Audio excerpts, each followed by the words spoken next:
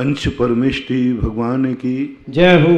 आचार्य श्री गुरुवर कुंद कुंद महाराज की जय हो।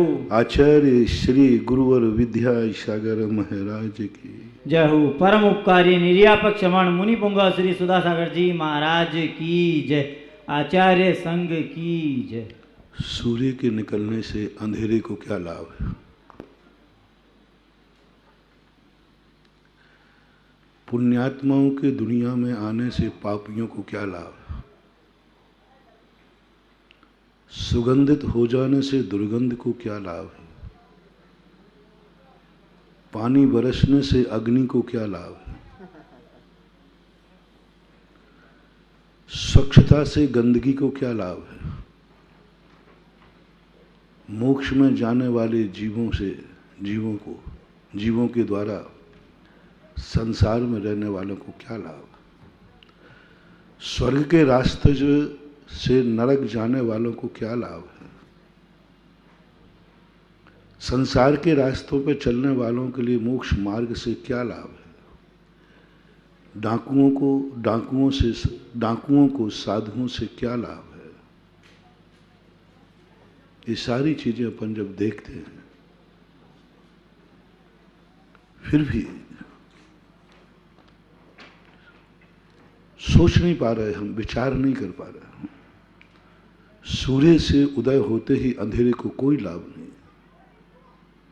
उसका तो विनाश है, उसका तो विनाश है। अग्नि को पानी से कोई लाभ नहीं, उसका तो विनाश है, क्योंकि अग्नि ऊपर जा नहीं सकती, जो ऊपर है वो विनाश करेगा, जो ऊपर है वो विनाश करेगा। पानी ऊपर से बरसता है, अग्नि उतनी ऊंची नहीं जा सकती कि पानी से ऊंची हो जाए, बादलों से ऊंची हो जाए।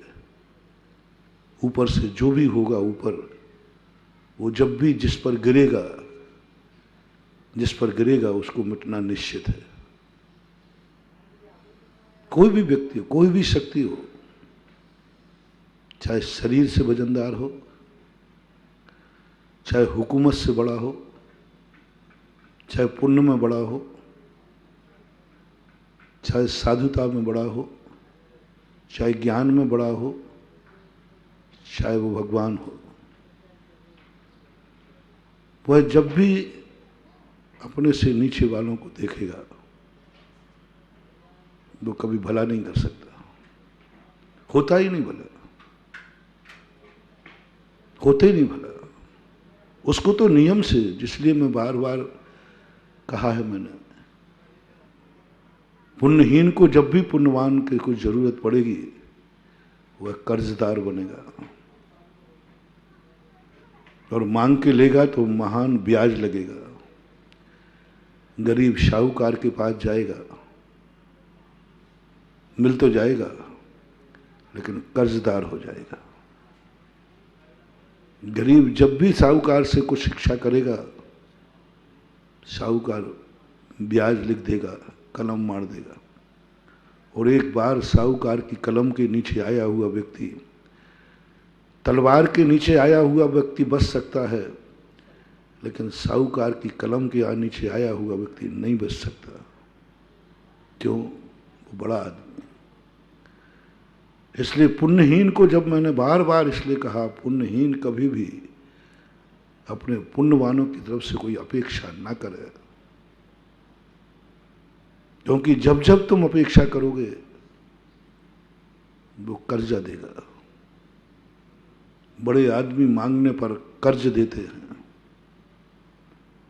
बड़े आदमी मांगने पर पाई पाई ब्याज वसूलते हैं। साहूकार का नियम है कि मूल डूबे तो डूबे, ब्याज नहीं डूबना चाहिए, वो पहले ब्याज लेता है। सभी साहूकार, सभी बड़े लोगों की यही आदत होती है, सभी बड़े लोग ऐसे ही हुआ करते हैं।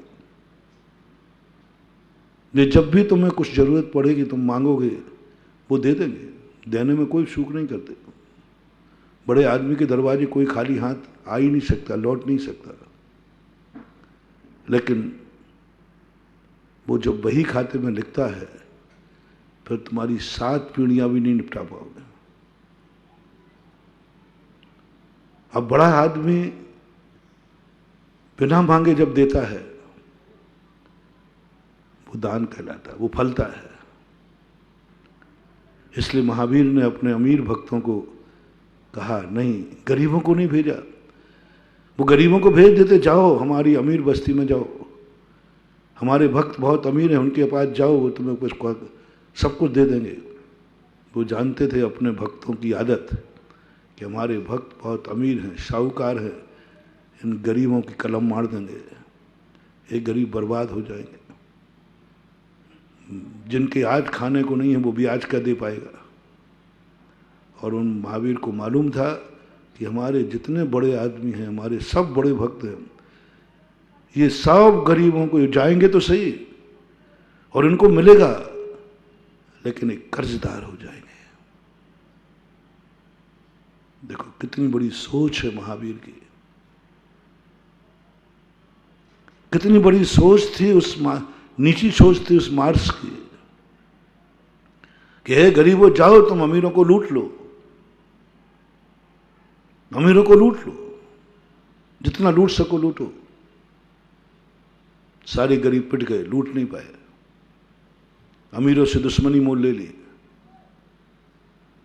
कई लोग कहते जाओ तुम्हें जरूरत पड़ी है और बड़े आदमी के चले जाओ। बहुत सारे साधु संत भी कहते हैं, सब कहते हैं कि तुम चिंता क्यों कर रहे हो, अपने नगर में बड़ा आदमी है, उसके पास चले जाना, वो तुम्हारी हर आवश्यकता पूरी करेगा।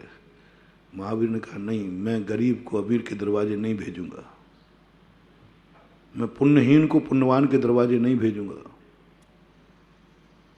दुनिया में भीख मंगवा लूंगा, लेकिन पुण्यवान के दरवाजे भीख नहीं मंगवाऊंगा। पुण्यवान के दरवाजे भीख नहीं मांगवाऊंगा, हमसे अपने बड़ों के सामने भीख नहीं मंगवाऊंगा। मैंने एक बार कहा था, मेरा एक नेचर है, मैंने इस सिद्धांत को समझा है। मनोविज्ञान मेरा रुचि का विषय है, बहुत मनोविज्ञान के संबंध में मैं बहुत सोचता हूं। मैंने कभी अपने भक्तों से ये नहीं कहा कि भूख लगे तो किसी अपने से पुण्यहीन के यहां रोटी मांग लेना, पुण्यहीन के यहां भीख मांग लेना, अपने से छोटों के दरवाजे हाथ फैला देना। लेकिन कभी अपनों के बड़ों के सामने, यानी मां के सामने भी भूखे मर जाना, लेकिन मां से रोटी मांग के मत खाना। मांग के मत खाना रोटी, मांग के खाओगे मां बड़ी है, कर्ज में चली जाएगी, वो कर्ज लिख लेगी।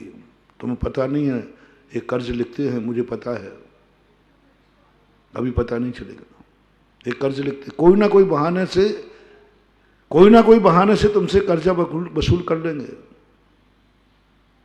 अपना दास बना लेंगे। इसलिए मैंने 2 दिन पहले कहा था, मुनिराज को भी जब आवश्यकता पड़ी रोटी की, आहार की, तो महावीर के दरवाजे नहीं गए, अपने से बड़ों से नहीं मांगा, अपने गुरु से नहीं मांगा, अपने से जो छोटा श्रावक है उसके सामने हाथ फैला दिया। महावीर की नीति थी, क्या चाहिए, मैं बिना आहार के नहीं रह पाऊंगा, तो मुझे भूख लगी है, मैं बिना आहार के नहीं रह पाऊंगा, तो बोले गुरु से मत मांग लेना रोटी। तेरे बड़े कौन है, बोले गुरु। गुरु से मत मांगना कभी, गुरु से मत कहना कि गुरुदेव मुझे भूख लगी, मेरे भोजन का इंतजाम करो। गुरु से इंतजाम भी नहीं करवाना, सब कुछ गुरु के पास है, लेकिन गुरु से कभी अपनी आवश्यकताओं की पूर्ति मत कराना। गुरु किस लिए होते हैं वो बाद में बताऊंगा। तुम्हारी जो जिंदगी की जरूरतें हैं वो गुरु से मत मांगना, गुरु से मत कहना, ये इंतजाम भी नहीं कराना गुरु से। तुम्हें जिस चीज की जरूरत है, तुमसे छोटा कौन है, तुमसे पुण्यहीन कौन है, श्रावक है। बोले श्रावक के सामने हाथ फैला दो, उसके दरवाजे भी चले जाओ।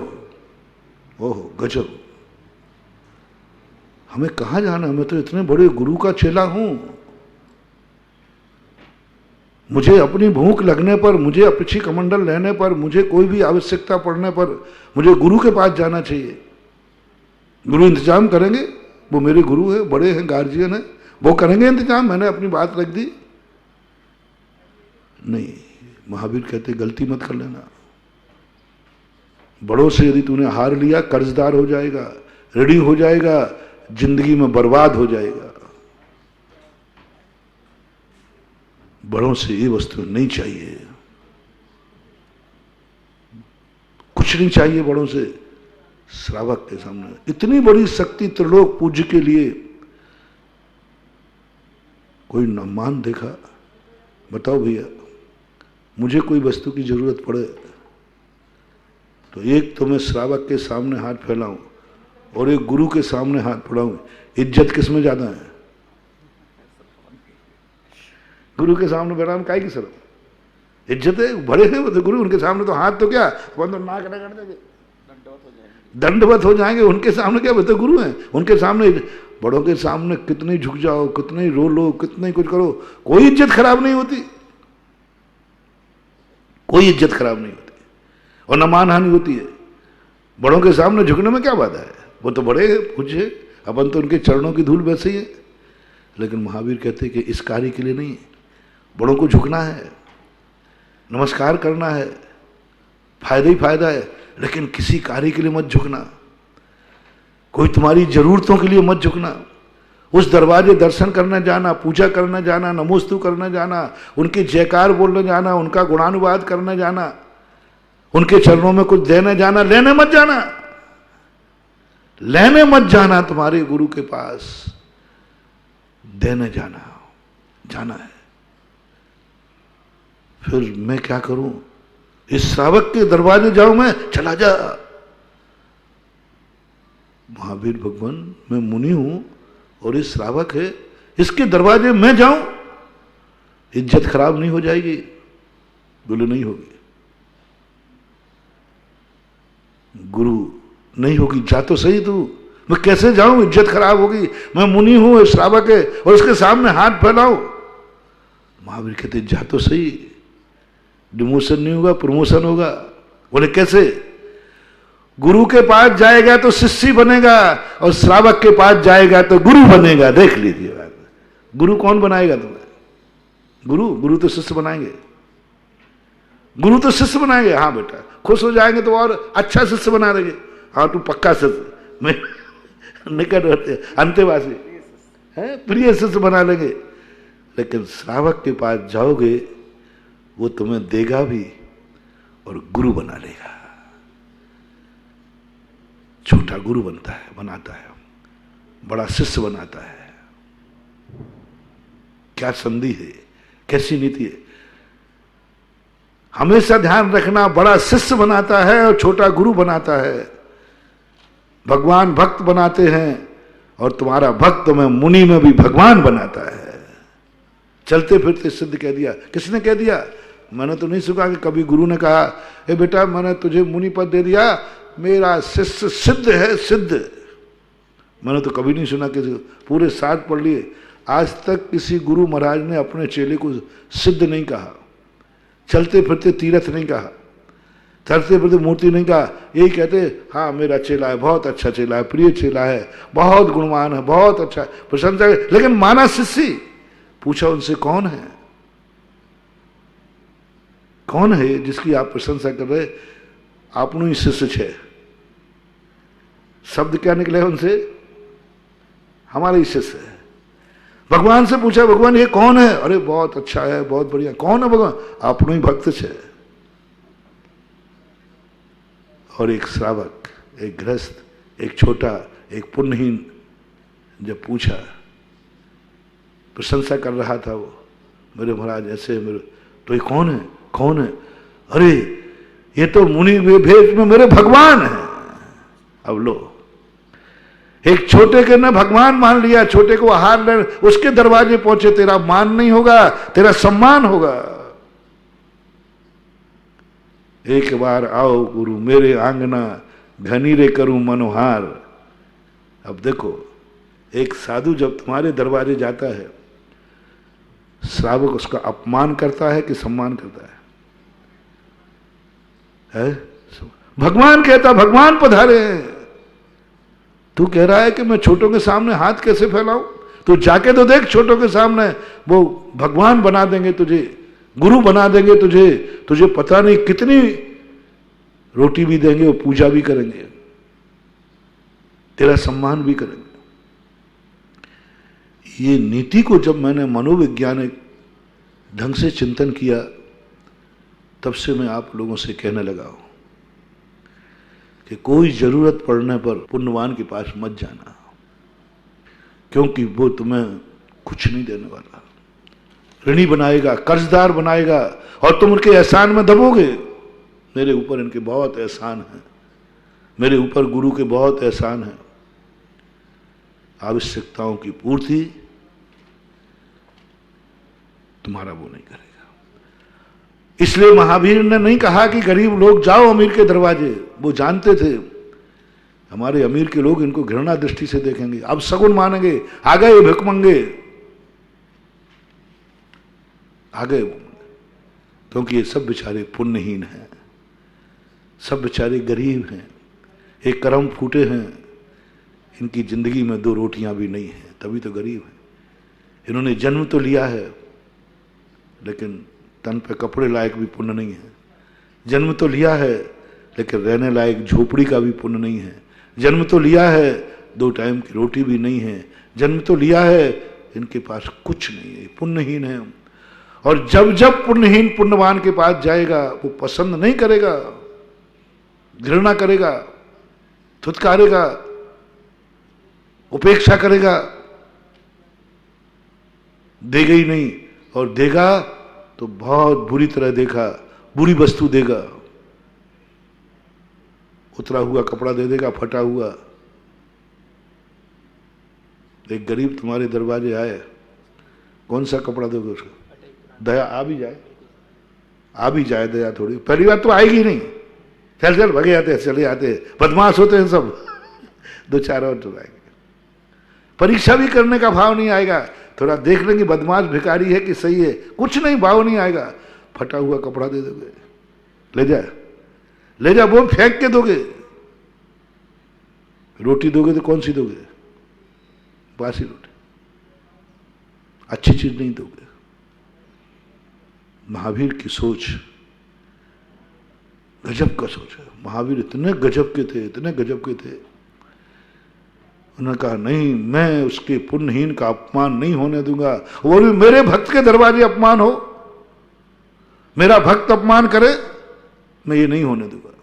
और वो जो जानते थे कि मेरा भक्त अपमान करेगा, एहसान मान के देगा, उपेक्षा करके देगा,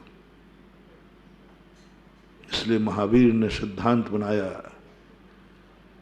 जब जिसको जो चीज की जरूरत है उसके दरवाजे बढ़ा जाएगा। महाराज से कहा तुम जाओ श्रावक के दरवाजे, श्रावक मेरे दरवाजे आएगा? नहीं आएगा। क्यों? वो पुण्यहीन है। वो तुम्हारे दरवाजे आएगा, तुम इतराओगे, तुम ठुकराओगे,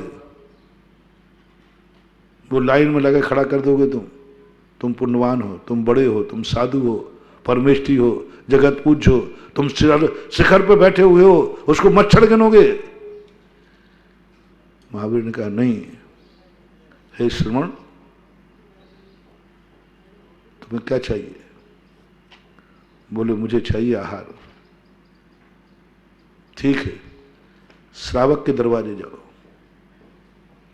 मैंने ऐसी नीति कभी पढ़ी नहीं। छोटा बड़े के दरवाजे जावे तो बात बनती है, लेकिन बड़ा आदमी छोटे के दरवाजे जावे, ये महावीर का सोच था। क्यों किया ऐसा? सारे दुनिया के महाराज, सारे दुनिया के गुरुओं में, सारे दुनिया के लोगों को घर से जाकर श्रावक उनकी कुटिया में जाके सीधा देता है। जहां साधु रहते वहां भोजन देता है। आप देख लेना, घर से उठा के ले जाते हैं और जाकर साधु जहां कुटिया में वहीं जाके भोजन दे देते हैं, वहीं जाके देके आ जाएंगे। सारी दुनिया में यही होता है।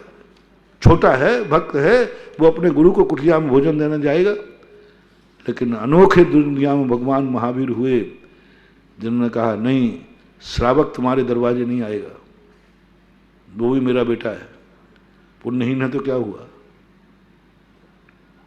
वो भी मेरी कृपा पात्र है, वो भी जीव है, मुझे मालूम है तेरे दरवाजे आएगा, तू ब्याज में उसको लिख लेगा, एहसान जताएगा, तू उठ के खुद जा श्रावक के दरवाजे, श्रावक के दरवाजे जाओ, तुम पुण्यहीन के दरवाजे जाओ, देखो तुम्हें भी क्या मिलेगा, उसमें तुम्हारे दोनों हाथ में लड्डू हैं। तुम गुरु बन के लौटोगे, वो पूजा शिष्य बन के करेगा कि गुरु बन के? शिष्य बना के, शिष्य मान के करते हो तुम पूजा साधु के, गुरु मान के? गुरु मान के करते हैं। गुरु से कभी पूजा मिलने वाली नहीं कुछ नहीं करने वाला, वो गुरु बना देगा। और श्रावक धन्य हो जाएगा। श्रावक कहेगा गुरु महाराज पधारे मेरे घर में, धन्य हो गया, मेरे लिए धन्य कर दिया। गुरु कितने दयालु हैं, वे आहार लेने नहीं आए थे, इस बहाने मुझे धन्य करने आए थे। जैन श्रावक कभी नहीं सोचता, कल्पना भी नहीं कर सकता, वो कभी नहीं कहता महाराज जी मेरे यहाँ आहार को पधारे हैं। ये बहुत शर्म की बात है, श्रावक कभी नहीं बोलता। मैंने शास्त्रों में कई उदाहरण पढ़े, श्रावक कभी नहीं कहता कि महाराज जी आहार के लिए आए हैं। बोलना नहीं चाहिए, आप लोग बोलते हो, आप लोग बोलते हो, ये बहुत बड़ी गलत भाषा हो गई। महाराज जी आहार के लिए निकले, आहार लेने के लिए निकले हैं, ये महाराज की बेइज्जती है, महाराज का अपमान है। दुनिया को दिखाना चाहते हो कि तुम्हारा महाराज महाराज तो बन गया, लेकिन अभी 2 रोटियों के पीछे आ रहा है। तुमने कितनी बड़ी बेइज्जती कर दी दुनिया के सामने, नास्तिक के सामने क्या कहोगे? बोले कि महाराज बनने के बाद भी आखिर आहार तो लेना ही पड़ता है, पानी तो लेना ही पड़ता है, उसके बिना तो नहीं चला, उसके बिना तो नहीं चलता, आहार पानी लेते हैं। तो कहते सब बेकार है, आत्मा अजर अमर है, ये सब बातें हैं। दूसरों को माया उल्टी बताते हो, स्वयं आहार लेते हैं, स्वयं पानी लेते हैं। ये कहना महाराज आहार को निकले हैं, बहुत बड़ा गलती कर रहे हो आप, बहुत बड़ी गलती। आप अपने महाराज की बेइज्जती करा रहे हो। महाराज आहार ले रहे हैं, नहीं, महाराज को आहार नहीं देना। महाराज आहार ले रहे हैं, ये भाव भी तुम्हारे मन में नहीं आना। छोड़ो हाथ से ये नियम। महाराज आहार मेरे से ले रहे हैं, ये बात कहना मत, क्रिया वही है, ले रहे हैं। कुछ बातें ऐसी हैं, क्रिया कुछ होती है, सत्य कुछ होता है, और सभ्यता कुछ होती है। कल परसों कहा था मैंने, तुमने कहा ये मकान आपका ही है, ये सभ्यता है, सत्य क्या है? महाराज का नहीं है। ऐसे ही तुम करो, महाराज ले रहे हैं, आहार पक्का है, खा रहे हैं, लेकिन तुम सत्य मत बोलना। महाराज आहार को निकले हैं, लेकिन सत्य मत बोलना। महाराज आहार को ही निकले, उद्देश्य करके महाराज से पूछ लेना महाराज किस लिए निकले, वो भी कहेंगे मैं आहार के लिए निकल रहा हूं। वो सत्य बोलेंगे, तुम सत्य मत बोलना। वो सत्य बोलेंगे, तुम सत्य मत बोलना। महाराज आहार को निकले, आहार ले रहे हैं, नहीं, तुम सभ्यता में आ जाओ। सभ्यता सत्य से भी बड़ी होती है। सभ्यता लोक व्यवहार में सत्य से भी बड़ी होती है। बोलो, एक व्यक्ति ने कहा मैंने पढ़ाई की है, मैंने पढ़ाई की है, दिन रात एक किया। एक बालक ने कहा कैसे अच्छे नंबर लाए? सब गुरु जी की कृपा है, सब माँ बाप की कृपा है। और माँ बाप कहते हैं बेटा मुझे तेरी किताब का भी नाम पता नहीं है, मैं तो कुछ जानता ही नहीं। गुरु जी से कहा गुरु जी वो आप, बोले कौन? मैं तो उसको पहचानता भी नहीं। गजब गजब, क्या बात है! कैसा है जैन दर्शन, कैसी है भारतीय संस्कृति, कैसे हैं सृष्टि के नियम। गुरु महाराज कह रहे मैं तो उसको जानता ही नहीं हूं, और वो कह रहा सब गुरु की कृपा है। माँ बाप कह रहे कि मैंने तो कभी उसकी किताब का नाम ही नहीं जाना, कौन सी क्लास में पढ़ रहा है। सब गुरु बोल रहा है। इन दोनों में से कौन सा अच्छा लग रहा है? एक ने सत्य बोला, मैंने 18 घंटे पढ़ा है, ध्यान रखना, ऐसे ही नहीं पास हो गया। मैंने 18 घंटे पढ़ा है, मेहनत की है, सब कुछ छोड़ दिया, घूमना फामना खाना पीना सब छोड़ दिया, इतनी मेहनत मैंने की है। ये सही है कि गलत है? सही, बिल्कुल 100%। उसने मेहनत की है, 18 घंटे पढ़ा है, सब कुछ किया, उसमें को सत्य बोला है। और दूसरा ने भी यही सब कुछ किया और कहता नहीं मैंने तो कुछ नहीं किया, मैं क्या कर सकता हूं, मेरी क्या औकात है, मेरे क्या हो रहा है। सब गुरु कृपा है, सब माँ बाप की कृपा है। अब ये झूठ बोल रहा है कि सही बोल रहा है? आप उसकी तहकीकात के, महाराज ने स्पष्ट कह दिया मैं तो इसको जानते ही नहीं, कृपा क्या करूंगा। माँ बाप कहते मुझे तो इसकी किताब का नाम ही मालूम नहीं है, कौन सा विषय लिए, और झूठ बोल रहा है। इन दोनों में से श्रेष्ठ कौन है? सबकी राय है ना, आपकी राय, आप लोगों की राय यही। देखो मैंने कहा था ना, कभी कभी सभ्यता सत्य से बड़ी होती है, कभी कभी। आज दुनिया में सत्य के ऊपर आज दुनिया आ जाए, दुनिया नहीं चलेगी महानुभाव। सत्य दुनिया नहीं चलाएगी, सभ्यता दुनिया चलाएगी।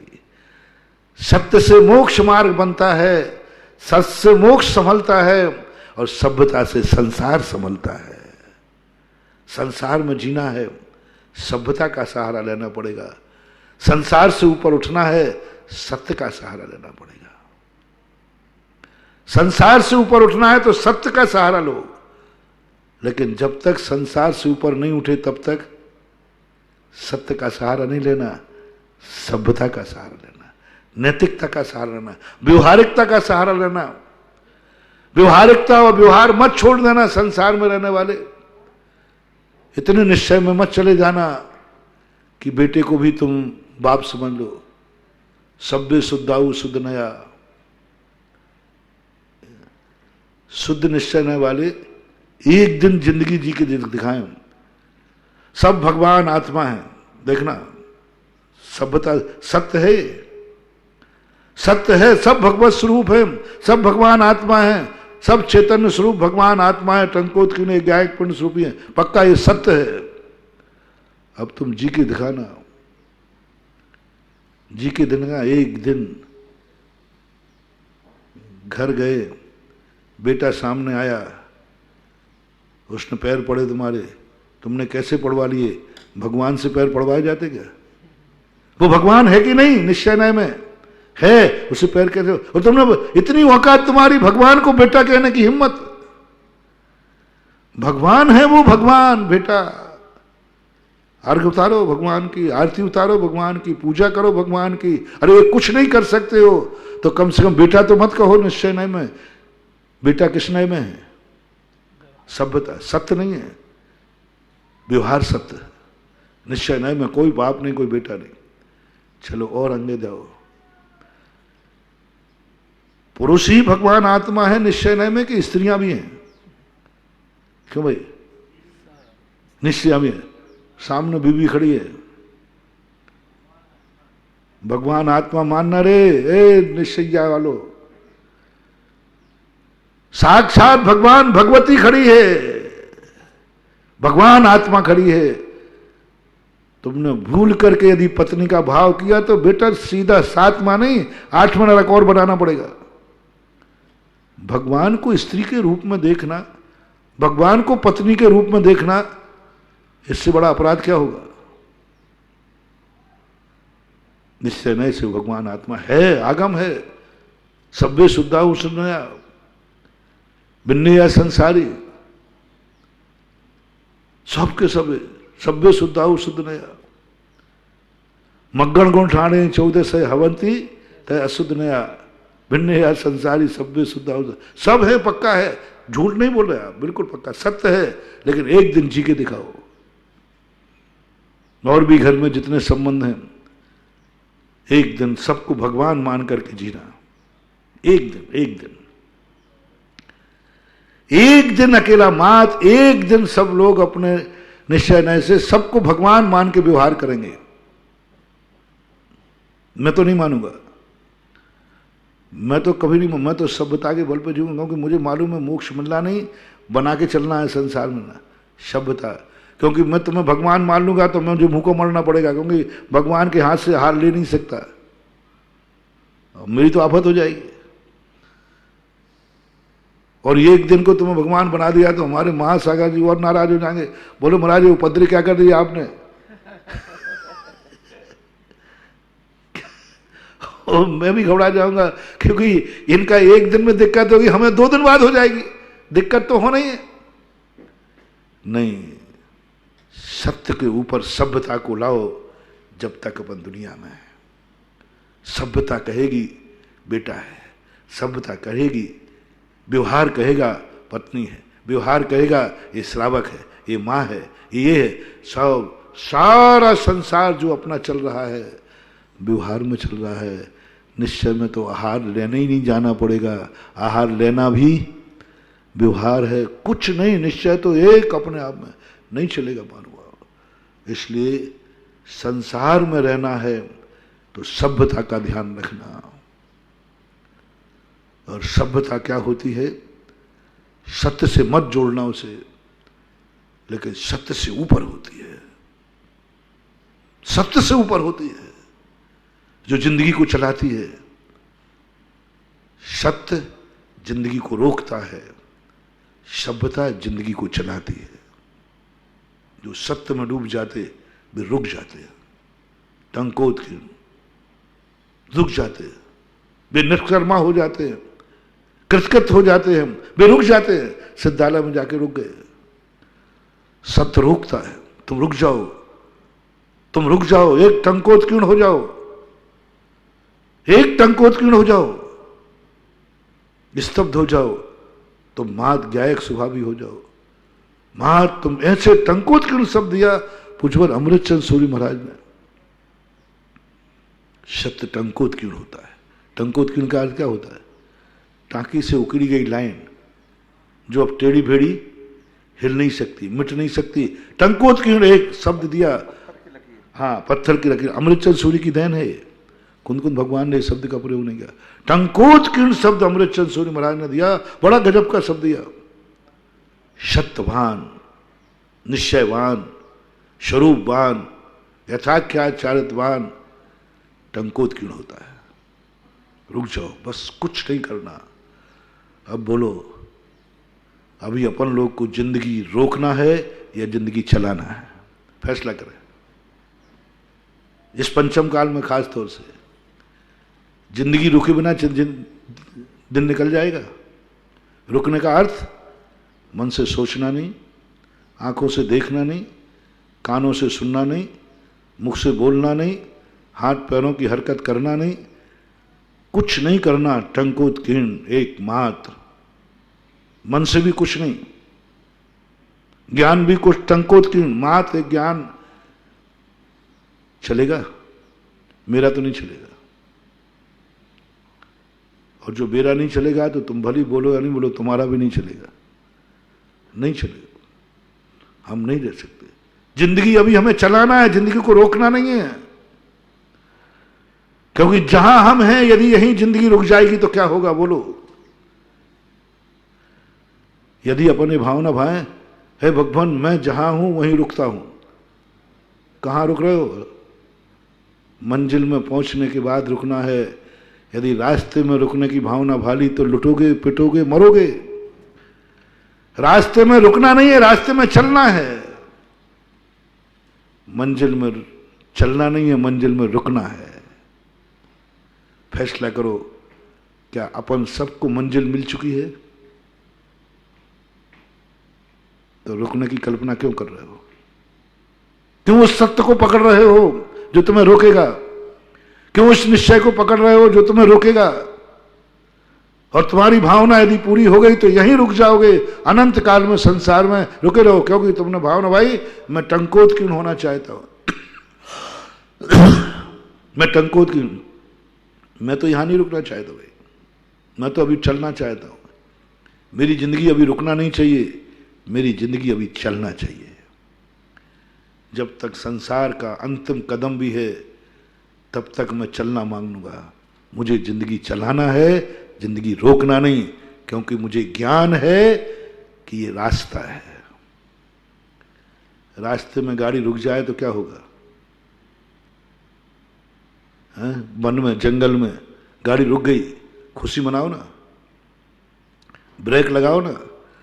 घनघोर जंगल आता है तो ब्रेक का जो पैर ब्रेक पे है वो ज्यादा दबता है कि जो एक्सीलेटर पे है वो ज्यादा दबता है? मुझे थोड़ा पता नहीं, आप लोग हेल्प करो ना मेरे। जंगल में, घनघोर जंगल है, शाम और हो रही है, तो एक्सीलेटर पे पैर बढ़ेगा कि ब्रेक पे है? पैर, और ब्रेक पे से पैर उठेगा। गाड़ी जितनी भगा सको भगाओ, अंधेरा हो रहा है, रात हो रही है। बस यही दशा आप लोग सब अपनी मांगना। अपन इस पंचम काल में हैं, संसार में हैं, रात हो रही है, अंधेरा हो रहा है, संसार कानन है, संसार आरणव है, यहाँ गाड़ी रोकना नहीं है। जितनी हो सके उतनी गाड़ी को आगे बढ़ाओ, स्पीड बढ़ाओ, और स्पीड बढ़ाएगी सभ्यता, सत्य नहीं। सभ्यता से जिंदगी चलती है, सत्य से जिंदगी नहीं चलती। मैंने खूब देख लिया हर चीज में, जब जब सत्य देखा, क्या है सत्य में? कुछ नहीं है। मुझे कुछ देखना है, सत्य कहता है क्या देख रहा है? सत्य देखने की वस्तु नहीं है, सत्य देखने की वस्तु नहीं है। क्या ग्रहण कर रहा है? सत्य ग्रहण की वस्तु नहीं है। सत्य एक प्रतीति है, सत्य एक अनुभूति है। न शब्दों में है शब्द, न कहीं खोजने में मिलता है, वो मात्र अनुभव में आता है। पहले के लोग क्या करते थे? पंच लोग होते थे, पानड़ी के लिए निकलते थे, और कहीं एक घर छूट गया, नहीं गए, वो घर घबरा करके पैरों में गिरता था पंचों के। मैंने कौन से पाप किए जो आपने मेरा दान नहीं लिया? पहले बीट के होती थी, सबके दान नहीं लिए जाते थे, सबके यहां रोटी नहीं खाई जाती थी। वो खिला रहा है, नहीं खाते थे तो लोग चरणों में गिरते थे पंचों के, दंड भोगते थे, बस हमारा आहार ग्रहण कर लीजिए, मेरा दान ले लीजिए। जिसका दान कमेटी नहीं लेती थी उस वो अपने आप को पापी मानता था, और जिसका लेते थे वो धन्य मानता था। और आज कमेटी पान रुकने जाए तो वो दुकान में छुपोर जाता, कहते थे कहना पापा बाहर गए। बाप बेटे पे, बेटे बाप पे टालता रहता है, और टर गया तो बच गया अपना। यही तो अंतर आ गया, क्योंकि आज एहसान मान के देते, और पहले घबराते थे। नहीं, ऐसे ही महानुभाव जब भी दान देना, चाहे भगवान को हो चाहे गुरु को हो, उन पे एहसान मत थोपना, अपने को धन्य मानना। और यही गरीब को, जब भी गरीब तुम्हारे दरवाजे आवे भीख मांगने, तो मैं अपने भक्तों से कहना चाहूंगा, उसे सगुन मान के देना, शुभ मान के देना। ये भिखारी नहीं है, ये रोटी मांगने नहीं आया है, मेरा उद्धार करने आया है, मेरे जीवन को धन्य करने आया है। मेरे लिए ये स्वर्ग की सीढ़ी है, स्वर्ग की सीढ़ी है। बोलो, जब तुम्हें भिखारी स्वर्ग की सीढ़ी दिखेगा तो तुम्हारे प्रति क्या भाव, तुम्हारे मन में क्या भाव आएगा? हर गरीब को, हर दुखी को, हर पुण्यहीन को आप स्वर्ग की सीढ़ी मानो, आप अपने उत्थान का कारण मानो, आपके पुण्य की श्री वृद्धि मानो। देखो क्या होता है, 6 महीने करके देख लो। पुण्यहीन से घृणा मत करना, वो तुम्हारे लिए स्वर्ग की सीढ़ी है, तुम्हारे लिए मंजिल पहुंचाने वाला है। ऊंचा है, पॉजिटिव सोच करो, देखो क्या होता है, कितने प्रकार के परिणाम, कैसा तुम्हारा पुण्य बढ़ता है और तुम्हारे पुण्य की कैसे सुरक्षा होती है। बस पुण्यहीन को एहसान मत लादना, वो तुम्हारे लिए है। और यदि ये ना कर सको तो लो, अब मैं तुम्हें दूसरा पॉइंट देता हूं। महाराज, मैं उस भिखारी को सगुन तो नहीं मानूंगा। वो क्या करेगा? जिसे खाने को लाने, पुण्यहीन मेरा क्या सगुन करेगा? महानुभाव, मान जाओ मेरी बात, पुण्यहीन जो दुआ देगा, 1,00,000 आशीर्वादों में वो चमत्कार नहीं है जो एक पुण्यहीन की दुआ में वो चमत्कार है। वो दुआ बहुत गजब की दुआ देता है, जिसकी विपत्ति में तुम काम आ जाओ, जो जिंदगी भर दुआ देता है, जिंदगी भर कोसता रहता, वो अच्छे भाव कोसता है। ओहो सेठ जी की बदौलत मैं जिंदा हुआ हूं, सेठ जी जिंदगी भर वो तुम्हें दुआ देगा। साधु तो आशीर्वाद जब ही देगा जितनी देर तुमने नमोस्तु किया है, लेकिन पुण्यहीन दुआ कब देगा? हम नमोस्तु के तुम्हें आशीर्वाद कितनी देर देंगे? नमोस्तु किया, उसके बाद बंद, अब जिंदगी में याद ही भी नहीं आएगा तुम। लेकिन पुण्यहीन संकट में पड़े व्यक्ति की यदि तुमने सहायता की तो वो कब कब दुआ देगा? जब आप दिख जाओगे, जब जब देखे हो दुआ देगा। जिंदगी भर का खाता खुल गया, दुआ ही दुआ मिलेगी तुझे। इसलिए पुण्यहीन की उपेक्षा नहीं करना, पुण्यहीन का भंडारा खोल दो। हर पुण्यहीन तुम्हें दुआ दे रहा है, क्या करोगे? साधुओं के आशीर्वाद की जरूरत ही नहीं पड़ेगी। साधु के आशीर्वाद से भी ज्यादा दुआ की जरूरत है संसार में रहने। साधु का आशीर्वाद तुम्हें मोक्ष भेजेगा और गरीब की दुआ तुम्हें संसार में जीने के लिए सुविधा देगी। अभी तुम कहां हो? रास्ते की सुरक्षा दुआ करेगी और मोक्ष की रक्षा आशीर्वाद करेगा। अभी अपन कहां हैं? रास्ते में। अभी आशीर्वाद की जरूरत नहीं है, दुआ की जरूरत है। आशीर्वाद की जरूरत नहीं है। पंचम काल में खास तौर से दुआ की जरूरत नहीं है। सम्यक दृष्टि के अंग में कहीं आशीर्वाद नहीं लिखा, अनुकंपा लिखी है। आशीर्वाद नहीं लिखा कि तुम्हारे लिए बड़ों का आशीर्वाद है कि नहीं। ये संसार आशीर्वाद से नहीं चलेगा, दुआ से चलेगा। इसलिए हर व्यक्ति से मेरा कहना है, दुआ मिलेगी पुण्यहीन से और पुण्यहीन को। यदि तुम इस बात में नहीं समझ सकते हो तो दूसरा तुम्हें दिखाता हूं टेलर, इसमें सुधर जाना। सगुन नहीं मानूंगा महाराज मुझसे, उनकी दुआ पे उनकी कृपा से मैं जिंदा रहूंगा। मैं सेठ हूं, मैं पुण्यवान हूं, मैं गरीबों की पुण्यहीनों की दुआ पर जिंदा नहीं रहना चाहता। उनकी कृपा दृष्टि से मैं जीऊंगा। हाँ, कुछ लोग ऐसे निकलेंगे मेरे भक्त, निकलेंगे। उनके लिए मैं अब कहना चाहता हूं सीधी सीधी, जिसको तुम दुआ नहीं मांग रहे मत मांगो। इसको देख लेना, ये मेरे दरवाजे जा रहा है, कल डाकू बन के आएगा। दुआ के बिना तो जिंदा रह जाओगे, डाकू से निपट पाओगे? यदि गरीब पुण्यहीन विद्रूप हो गया तो संभाल नहीं पाओगे। साधु को यदि क्रोध आ जाए, गुस्सा आ जाए, प्रणाम पर्यंत। साधु यदि विद्रूप होता है तो प्रणाम पर्यंत। घनिक हम अन्नदाता, बस खत्म। भगवान तो होते ही नहीं नाराज। बड़े लोगों को, बड़े लोग नाराज हो जाएं तो उनकी नाराजगी ज्यादा नहीं है, कुछ ज्यादा नहीं। महानुभाव मैंने देख लिया, जो सही में बड़े हैं उनको गुस्सा भी आता है, लेकिन बहुत जल्दी मान जाते, बहुत जल्दी मान जाते। घनिक हम अन्नदाता, इतने कह दो महाराज आप तो क्षमा के भंडार है, मैं तो पापी हूं, बस तथास्तु बेटा जाओ, सब माफ किया। लेकिन पुण्यहीन, पुण्यहीन यदि विद्रूप हो गया, पुण्यहीन यदि डाकू बन गया, निपट नहीं पाओगे रे पुण्यवानों। तो आकर के जब बंदूक लेके आएगा, अड़ाएगा छाती से, चला ही देगा। बोले तू, अरे कल मैं तेरे दरवाजे एक रोटी मांगने आया था। वो कहेगा एक रोटी मांगने आया था, तूने मुझे पुण्यहीन ठुकरा दिया, अब ले मैं तेरी जान भी ले रहा हूं और तिजोरी भी ले जा रहा हूं। आपने पिक्चरों में देखा होगा, हम साक्षात डाकुओं से भी मिले। इन्होंने सबसे पहले डाकू बनने के पहले वो उन्हीं लोगों को निपटाता है जिसके दरबारे जाकर वो गिर रहा था, पहले कर्जा लेता था। उनकी इज्जत का कितने अत्याचार से सहन किए। ज्यादातर डाकू वही बनते हैं जब पुण्यवान के अत्याचार से, उनका अत्याचार चरम सीमा से ऊपर हो जाता है, फिर वे डाकू बन जाते हैं और फिर वहीं जाकर उसको निपटाते हैं और कहते हैं मैं वही हूं जिसने मेरी जमीन कुड़की की थी, वही है जब तूने मुझे क्या किया था, फिर क्या करोगे?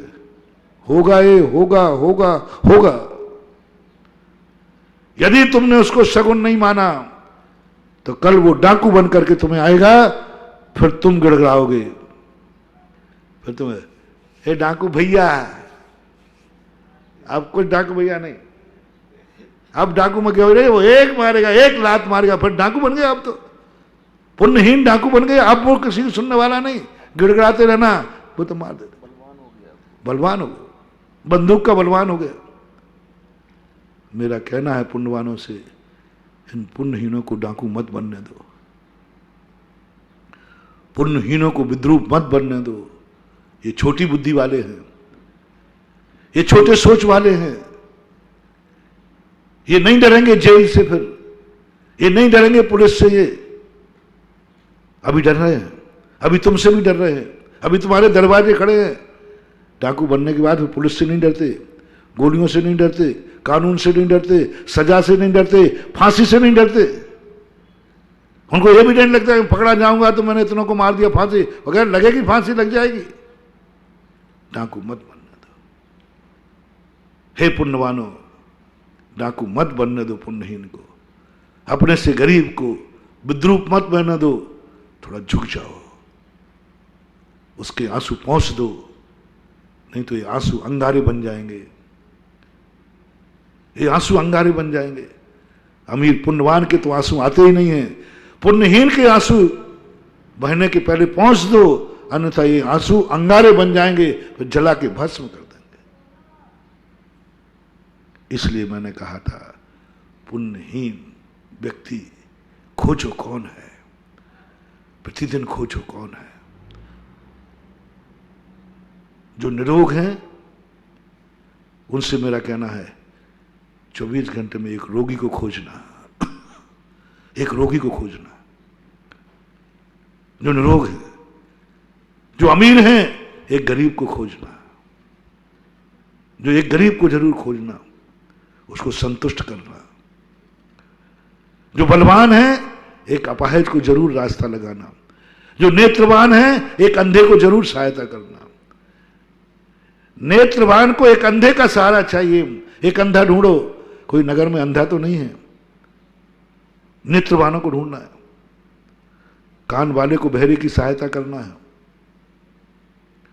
एक अमीर को प्रतिदिन भोजन करना, एक रोटी खाने वाले को एक भूखे को रोटी खिलाना है।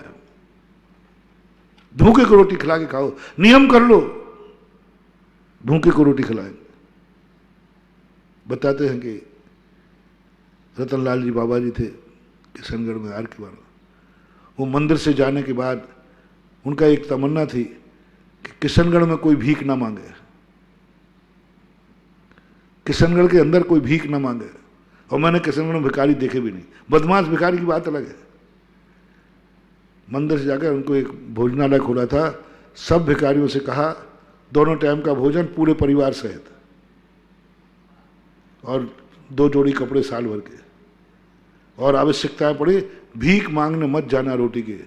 उनको पसंद नहीं आता था कि मनुष्य होकर के लोग भीख मांगे।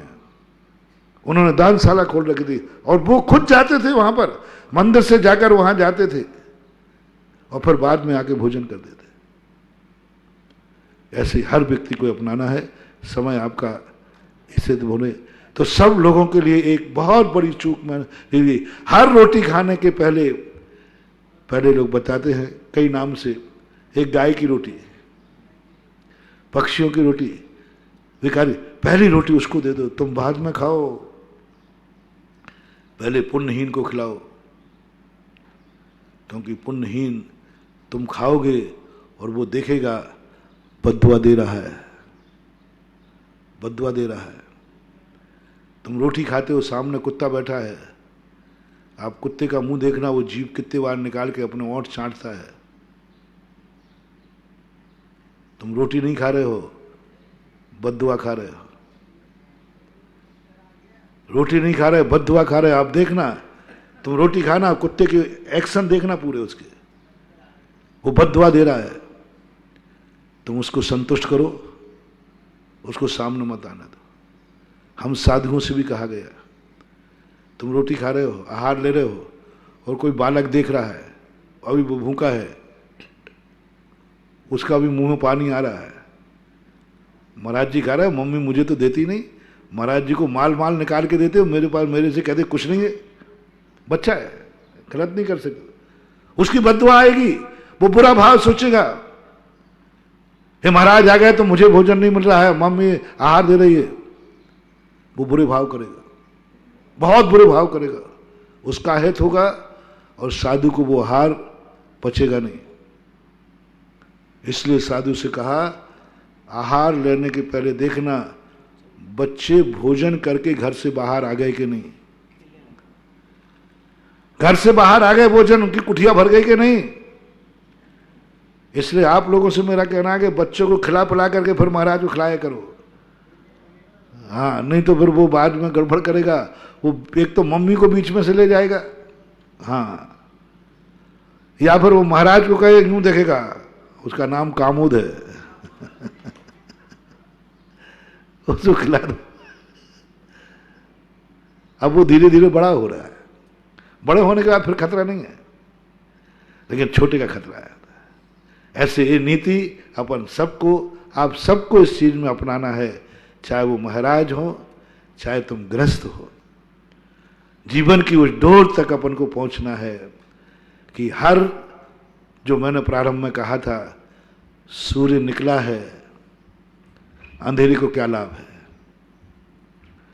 सूर्य निकलने से अंधेरे को क्या लाभ है, बोलो, उसको तो मिटनी है ना। तुम पुण्यवान हो, सूर्य हो, पुण्यहीन अंधेरा है, तुम्हारे से उसको क्या लाभ है, तुम्हें उससे लाभ है, तुम्हें उससे लाभ है कि तुम जगत को प्रकाशित कर रहे हो, लोग तुम्हारी पूजा कर रहे हैं। अंधेरे को क्या लाभ है, अंधेरा हट गया, उसको किसको क्या क्या दिया, इस संसार को रात भर के अंधेरे की खाली कराने का अंधेरे को क्या मिला, प्रकाश देने वाले को क्या मिला, पूजा मिली। लोगों ने सूर्य को नारायण कहा, सूर्य को देख करके लोगों ने अर्घ चढ़ाए, पूजा की, जो कुछ भी करते हैं उसको तो क्या मिला। इसी प्रकार से बंधु अपने संसार में जीना है, सारी दुनिया में जीना है, हमेशा पॉजिटिव सोच रखो, इसी का नाम धर्म है, धर्म प्रकाश है। धर्म वो पुण्यवान है जो हमेशा तुम्हारी जिंदगी में एक ऐसा सुकून लाता है, जैसे कल मैंने कहा था ना प्रारंभ में, धर्म वो है जो दुख में सुख के दर्शन कराता है, धर्म वो है जो तुम्हारे असाता में साता का दर्शन कराता है, धर्म वो है जो कीचड़ में भी कमल खिलाता है, पुण्यहीन वो है जो पुण्यवानों को जिंदगी देता है, पुण्यवानों को स्वर्ग देता है, पुण्यवानों को दुआ देता है, पुण्यवानों की रक्षा करता है, पुण्यवानों की जयकार बोलता है, पुण्यवानों के लिए क्या क्या नहीं करता पुण्यहीन। पुण्यहीन के उपकार देखो, बताओ बंधु, पुण्यहीन के उपकार बताओ कितने हैं, पुण्यवान के नहीं, पुण्यहीन के उपकार पूछ रहा हो। जो जो तुम्हारी पुण्य, पॉजिटिव सोचो थोड़ा, पुण्यहीनों से हमारी जिंदगी कितनी चल रही है। मैंने एक दिन बताया था, ये पंच स्थावर पुण्यहीन है, इनका उपकार कितना है, हवाओं का, वनस्पति, इन सब का, ये चींटी कीड़े मकोड़ों का, ये पुण्यहीन है। एक बार बंधु सीख लो, सारी हैकड़ी भूल जाओगे और तुम खुद रो पड़ोगे, मेरी जो कुछ भी पुण्यवानी है उनकी बदौलत है पुण्यहीन। यदि ये दुनिया में पुण्यहीन नहीं रहेंगे,